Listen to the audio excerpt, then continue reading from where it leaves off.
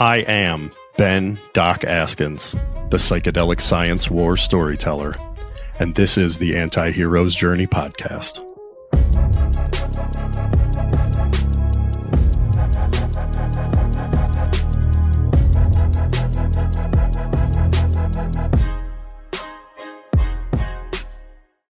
What's up, all you anti-heroes out there?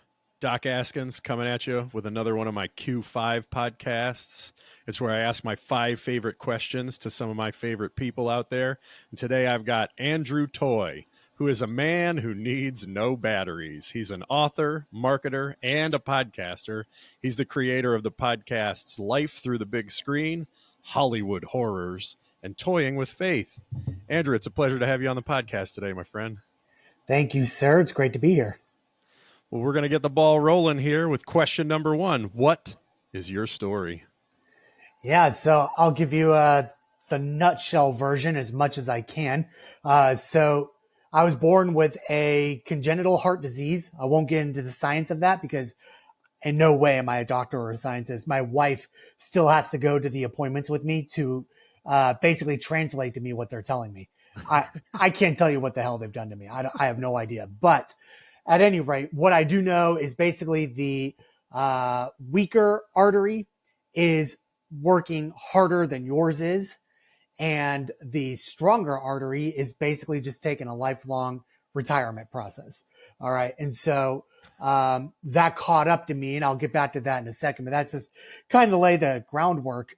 My background as a kid, Doc, is kind of like yours. I was raised in a Christian home. I don't know if you were on, I don't know what side of the financial line you were on. We were very wealthy. Money was never an issue. So I was a spoiled, rich conservative kid. But I didn't know that. That was just all I knew. That was his life. And so I was taught basically that if you go to church, you vote Republican, and you do those 2 things, you're going to end up being very wealthy, and you're going to end up being just fine in life. No problems, no questions asked. Notice who's missing out of that equation. Starts with a J. All right. So Jesus wasn't a giant part. Yes, the religion and, yes, everything was revolved around him, but he wasn't really necessary. You had to be be a Bush follower, vote for Reagan, all this stuff. That was very important. And obviously don't sleep around, don't do drugs, all that stuff. And so not unlike a lot of people, I ended up, when I got married, everything just fell apart.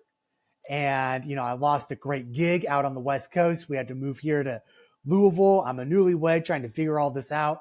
And I ended up working the last decade at just these blue collar jobs that I were taught were beneath me. But then lo and behold, you learn no one really chooses this lifestyle. There are very few people that choose it. And there's nothing wrong with it at all in any way. You do what you've got to do to support your family, to even just support yourself. And of course, with recession that we've been facing the last couple of years now, it's getting harder and harder to do so. We can all agree that the middle class is all but extinct.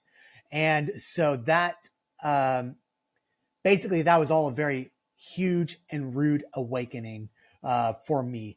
It's like, what? I've been going to church, yet I'm suffering and I don't have my dream job because I'm this white Christian guy. Come on, because that was just embedded in me. I'll go ahead and tell a story just to kind of give a little bit of a background of what the ideology that I was growing up with.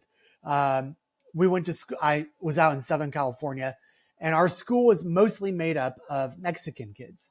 And I don't remember seeing much of a difference between anybody. That's not like a pat on my back. That never bothered me. I just thought people were always cool.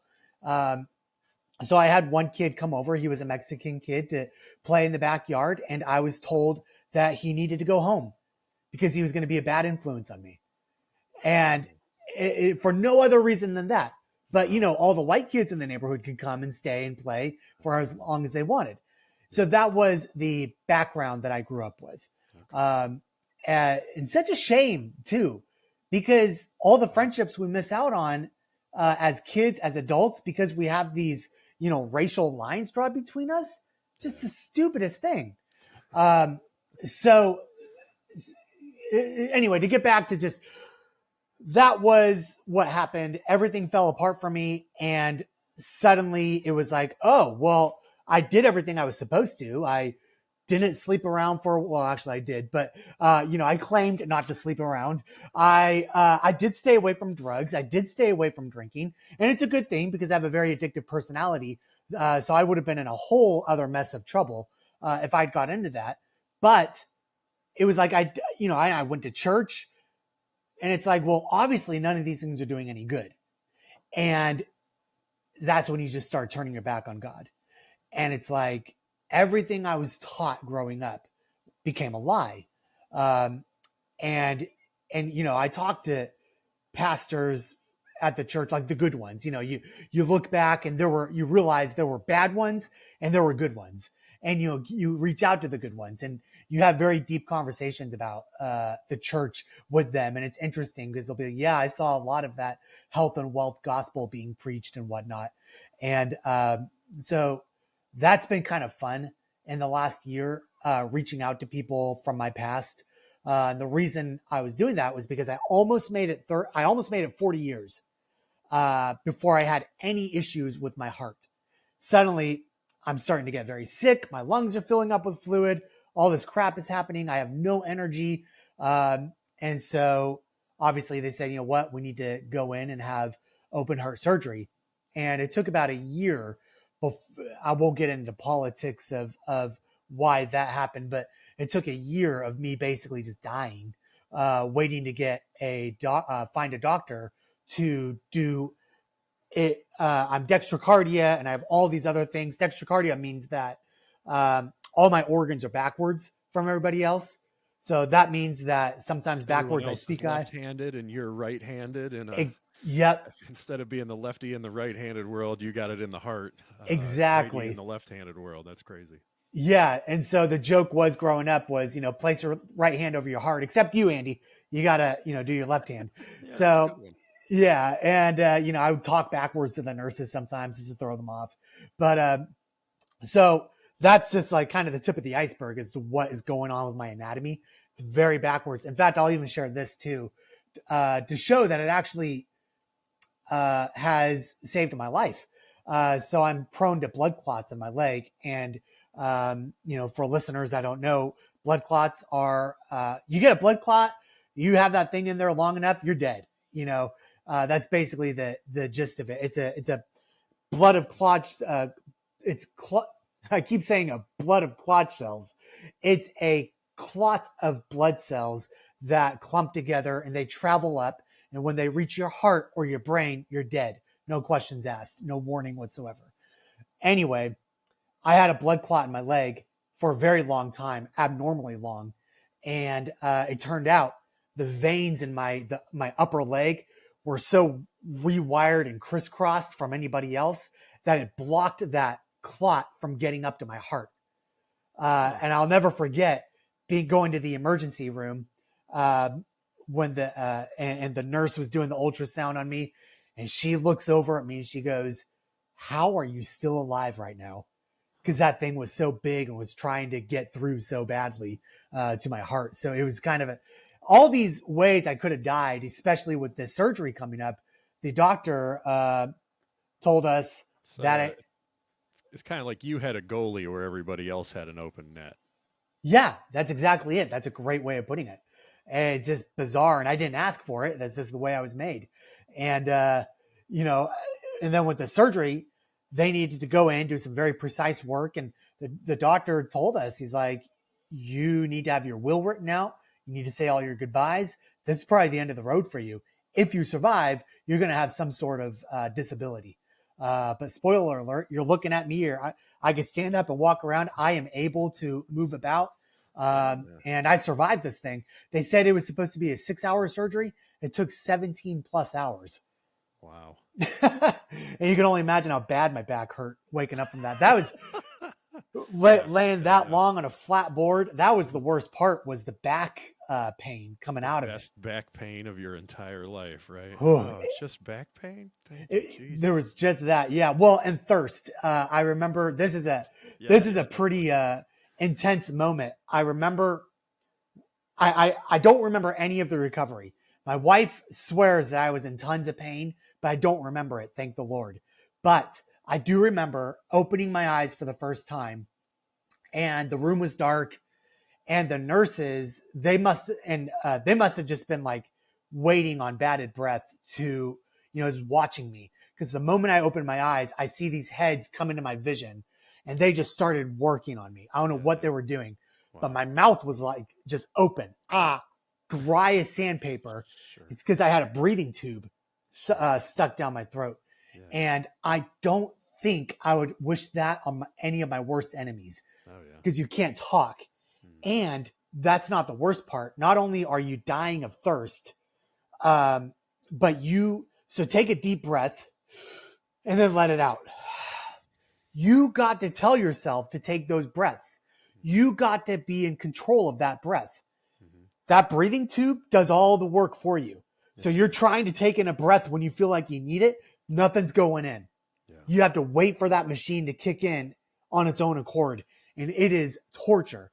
It is like just constantly waiting to exhale. Yeah, it was the worst. And I remember I needed two things.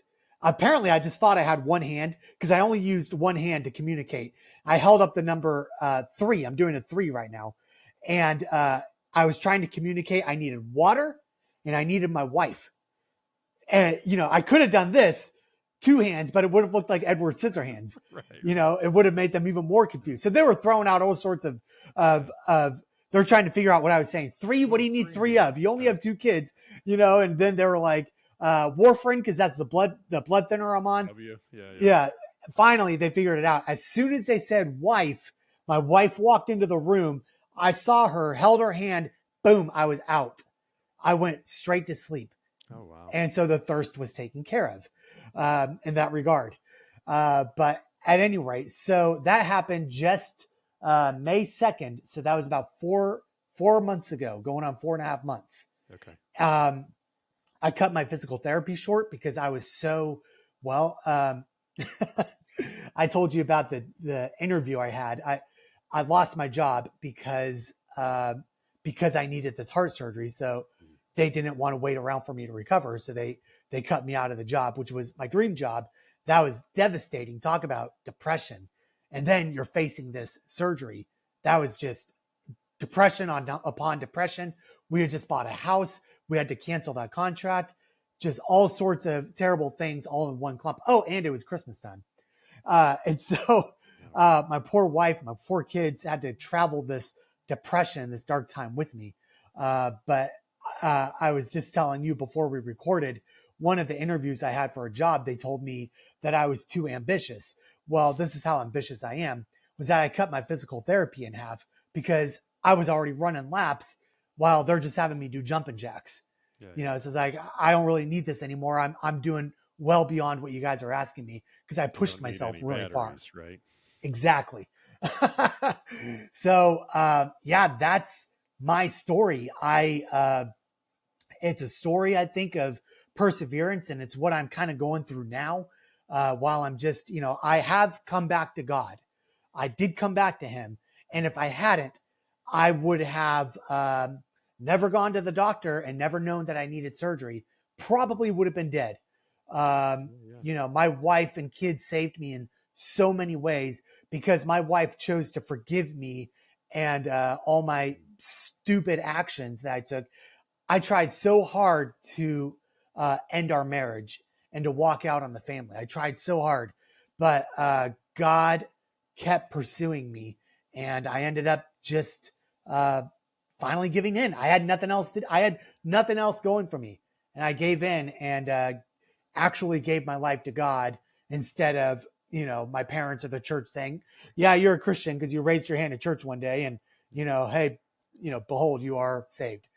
I don't believe in that sort of. I believe it works for some people, but I think for the majority, it does not. It's just you're acting on on an emotion for that one night. Yeah, your beliefs have to be authentically yours to make any effect in your life, right? Absolutely. Wow, that's a crazy story, man. I appreciate you sharing that much with us. I love it. Thank you. And that brings us, up to date to some extent. But I want to ask you next about, what are your intentions? Where are you headed? Yeah, I love that question. So I'm in a situation, if you're not a Christian, and I'm speaking to your listeners, if you're not a Christian, you've probably heard your Christian friends talk about the silence of God. And I am going through that right now. And it is very difficult. But also on the flip side, it's kind of amazing because, well, I'm an adrenaline kind of junkie guy. I love stunt planes, roller coasters, you name it. Oh, I want to share this too. So before I was let go from my dream job, they flew us out to Arizona, and they had us all ride on stunt planes. Now, I didn't know it at the time. I was still very sick.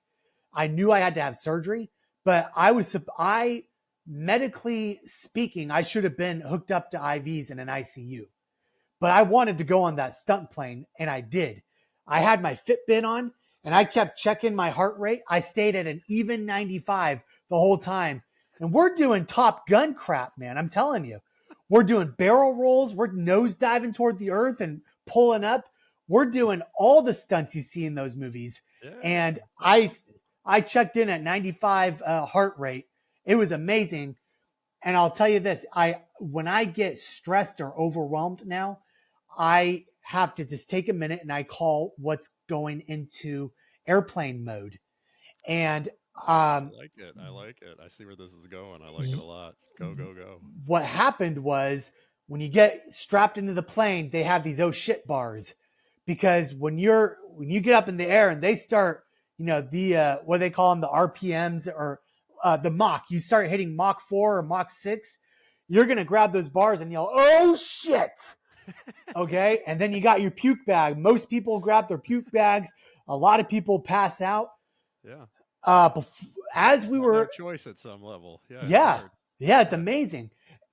As we were ascending the earth and flying over the Las Vegas strip, I took my hands and I folded them on my lap. And I said, I'm not going to touch those bars.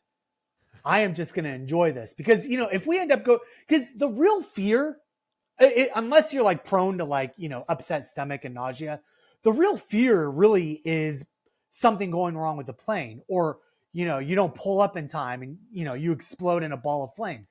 That's the real fear. Skydiving. I haven't done that yet, but I plan on it. The only fear for me anyway is going to be, is that chute going to open up or not? Otherwise, what are you scared of? You're in a freaking stunt plane. Only like 3% of the population get to experience that. Geez, just relax and enjoy it. And so that was just kind of my attitude. I love it. And so that's why, that's why now when I get overwhelmed and stressed, I just got to go into airplane mode, because I am so much more at peace up doing barrel rolls at, however many miles per hour than I am dealing with the kids sometimes. Yeah. It's incredible. So anyway, you asked me what my intentions are, where I'm at. I'm dealing with the silence of God. And it's causing me to do all sorts of things that out of desperation that I normally wouldn't do. I just signed up to go on a men's retreat with my group this weekend. That's the last place on earth I want to be, but I'm that desperate to hear God, or to have God send somebody to me with, what am I supposed to do? So what am I doing in the interim as I'm waiting to hear back from all these companies that I've applied to that I've been ghosted or I'm never going to hear from again? I'm doing these podcasts because I want to tell my story. I want to tell my story through Toying with Faith. That's my Christian podcast. I love writing suspense stories. So I started a Hollywood Horrors, which is for kids and families. It's Goosebumps style. You remember Goosebumps? Yeah, R.L. Stein, baby. Yeah, except instead of like kids finding like a vampire or something, these are kids getting sucked into our favorite Hollywood movies, and they have to survive them to get back home. So I just completed the first season where the kids go to Jaws and they have to survive. Yes, that's like my favorite. Oh my god, yes. I gotta Yeah, check this out. Yeah, it's a yeah, yeah. blast. It's a lot of fun. I had so much fun writing it. I'm working on the second season. And then my other one is Life Through the Big Screen. I started that a year or so ago. And that's where I do what you're doing. I have people come on and talk to me about their favorite movies. So it's like that. I love doing that. That's incorporating all three of my loves, if you will, into three separate shows. And I kind of feel like I'm pretty damn good at it, despite the fact that I don't have a studio or an office. I love it. Yeah, yeah, yeah. I saw you were posting on Facebook about what your current process is around recording three separate podcasts, man. That's intense. Yeah. Yeah. I see where you know, the proof's in the pudding there. Like you're not just talking the talk, you're definitely leaning forward and running this thing like the Energizer Bunny. Right. And it's like, um, to bring it back to God for just a second, it's like, um, I'm learning to ask him, get my numbers up on these podcasts to show me that this is what I'm supposed to do. But if this isn't what you want me to do, then show me. I will drop it in a heartbeat to do what you want me to do. I don't care what it is. And so that's kind of what's been happening is like this stripping of pride and, misplaced ambition and so on. And it's like, because I have so many layers to work through. It's not even funny, like we all do, but I am willing to dig deep and figure out what the hell am I supposed to do in my next step. And if he ends up wanting me to, plunge toilets, I hope that's not the case. But if he wants me to, and he gives me a clear directive, then I'll do it. What's the point of running against God when he's going to win in the end anyway? Sounds like the end of the book of Job to me a little bit. Yeah, very much. I'm pretty much at my wit's end, and uh, yeah, I literally have nothing at this point. We have a house that we were ready to move out of in 2019, but talk about obstacles, and I could spend 2 hours just talking about the obstacles we faced, and we're still in this house. It's just been it's been a nightmare, but it's also been it's brought us closer. And I'll admit, when I did first get out of surgery, I went to a really dark place because I expected, to wake up from the surgery, get better, and somebody will offer me a job. It's 4 months later, and that just hasn't happened. And so I've had to come out of that dark place without the crutch of a job offer. Yeah, that's a tough spot to be in. That's the yeah, you called it the silence of God, right? Job Yes, goes sir. on and on and on for almost 40 chapters of arguing with his friends and arguing with the sky before the whirlwind shows up, right? Yeah.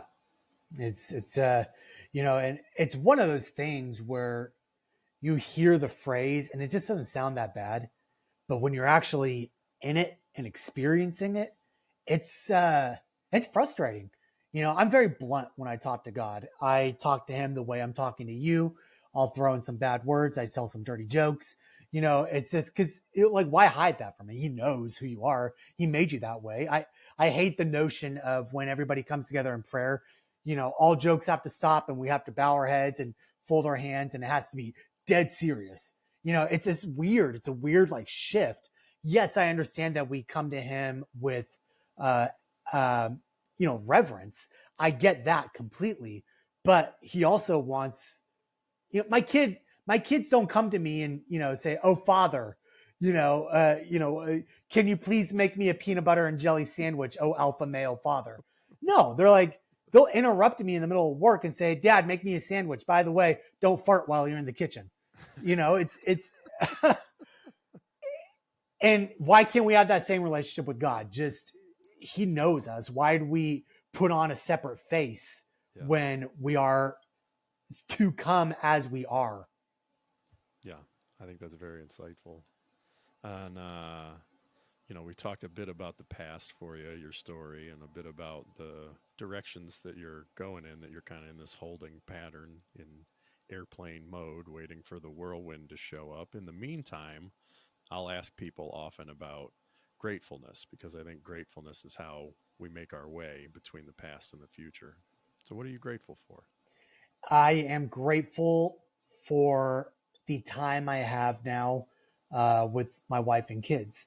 I'll tell you, when I was in the hospital, I didn't know if I'd be waking up the next morning. You get real close to God, and you get real intimate with Jesus, and you start thinking everything over. One of my you go through this whole process of, is what I believe real? And then you might not have that figured out, but it all comes back to faith. I have to believe what I believe is real. And it, again, it's one of those things that's also layered. That takes you down rabbit hole after rabbit hole, because when you think you're going to die, when you've been told that you're probably going to die in a surgery, you start to really dig deep into what you believe, and what is this afterlife going to be, and what's it going to look like when I open my eyes in death, and am I going to be scared, is it going to be comforting, and you start to just kind of, you have to remember that before you were born, you didn't worry about your life, you didn't worry about what it's going to like to come through that canal. It just happened, and you're here now. And I think most people would say, yeah, it's been a rough ride, but I made it. Nothing was alien or uncomfortable. Everything happens slowly in progression. We get used to something and then we progress to the next. And it's like, so if birth wasn't that big of a deal, then why do I fear death? And so suddenly I just didn't care if I died or not. I say that even right now. I don't care. I would invite a meteor to crash into this house. I would be fine with it. I don't mind, because I had the gift of knowing what it's like to be about to die. Yeah. That is a gift. Yeah. And I'm not scared. Yeah. I'm just not scared. It's amazing, and then with this whole unemployment thing, I'm getting so much time with my wife and kids. Now, granted, I'm constantly buried at the computer and editing and recording and, doing 3 different shows, not getting paid for it. But it's like, I still am able to joke around with them if I want to. Yesterday, I just went for a walk and the kids went with me in the middle of the day, because I have that luxury, that ability. And so I'm grateful for the time I have with my kids and my wife. And I get to make up for a lot of lost time that I actively tried to pursue when I was trying to run out of my family like a total douchebag. There's a lot of wisdom there. There's a lot of insight in things that you're grateful for in this silence of God period here. I'm glad to hear that. Yeah, it's been again, it's so cliche, but you've got to look for the positives in every negative that's thrown your way. There's good in everything. There is. And we have had some of the worst, I'd say 5 years that a nuclear modern family can experience, outside of, we haven't had a death, but we were ready for it. And, short of anybody dying in our family, we've endured, I want to say, most things that people actively try to avoid in their lives to keep their lives comfortable and cushiony and whatnot. But there's been a lot of good things that's come out of the bad. So with all of that gratefulness, what are you creating? Stories. You get down to a point where you just say, all right, I've applied to all these jobs. Some of them I'm not qualified for. Some of them I'm overqualified for. And I look and I say, what do I want to do? Screw what all these, recruiters and hiring managers, screw what they say about me. They don't get a vote. I'll ask, I'll apply, but at the end of the day, they don't get a vote to tell me what I am or am not good at, what I am or am not qualified to do. I'm qualified to tell stories and to make podcasts, because I learned that on my own. I figured it out. I put in all the work. I have a passion for entertaining people and for telling my story so that others can learn from me and not make the same stupid mistakes I've made. Are they going to listen? No, but at least they'll have that voice in their head because I didn't listen to anybody. No one does. That's part of life. You don't listen to people. You only hear them after the fact. And so you asked what I'm creating. Yeah. And it's those 3 podcasts. I'm creating those, putting those in the world because I love doing it. And hopefully one day I can monetize and get something out of it. But I'm focusing very hard on making sure I put something out into the world that's good and beneficial first. Well, I'm definitely going to check those podcasts out. They sound super interesting to me. Even if I didn't know you and even if I didn't like you, Andrew, I'd check those podcasts out for sure. I appreciate that. Yeah. So, given your story and your intentions and your gratefulness and all the things that you're creating and all this storytelling that you're doing and all the beautiful things that you're weaving right now with your family and with the podcasts and with your near-death experiences. But if we scratch down as far as we can below all of those things, who are you really, Andrew Toy? I would say I am a wannabe comedian. I want to be the funny guy, but I'm not. I have learned that I'm not. So on one of the shows, one of the podcasts, I tried, writing out the scripts, and it's like I can write the jokes, but I can't deliver them. I can't. My timing and my delivery are just awful, and so I've had to learn. And even when I was going through a very dark period, I tried being a stand-up comedian, and as fun as that is, I just can't. I don't have that. I'm just not gifted in that way. So I am a wannabe comedian. Making me laugh right now. But what my wife has always said, you're only funny when you're not trying to be. And so I wasn't trying to be just now. She's right. But my wife sounds very wise too. Oh my gosh, she's amazing. She's so cool. I am a husband trying to learn how to be a romantic. I did not have that modeled for me. And quite frankly, all the romance stuff makes me feel very gross and weird. So I'm trying to work past that. Yeah. I have a lot of ideas of what a man should be. And, I'm still working through all that. There's one thing knowing it. You can watch Braveheart and say that man was a romantic. He stood for his values. But it's a whole different thing to be that or to apply it to your life. So that's something else. And then I am a ridiculous dad who only wants good and funny memories for my kids. I guess that's part of the wannabe comedian coming out. But that's through all the stress that we've gone through and all the heartache and the loss, and frustrations. I want my kids to be able to look at me at the end of the day and say, you know what? He had bad days. Yeah. He threw a temper every now and then. And, he's got a bit of an edge, but when you package him and look at him as a whole, he's a damn funny guy who laughs at everything bad that happens. And he's still going to go around and try to make me laugh and try to make me feel better. And so because I don't believe the world is going to get any easier for our kids down the line, I pity our kids, preemptively so.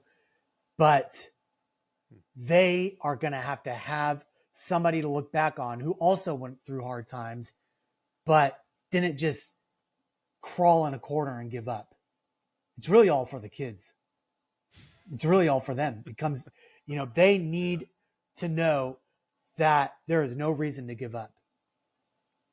You give up, what do you have going for you? I have, like I said, I have 300 applications out there.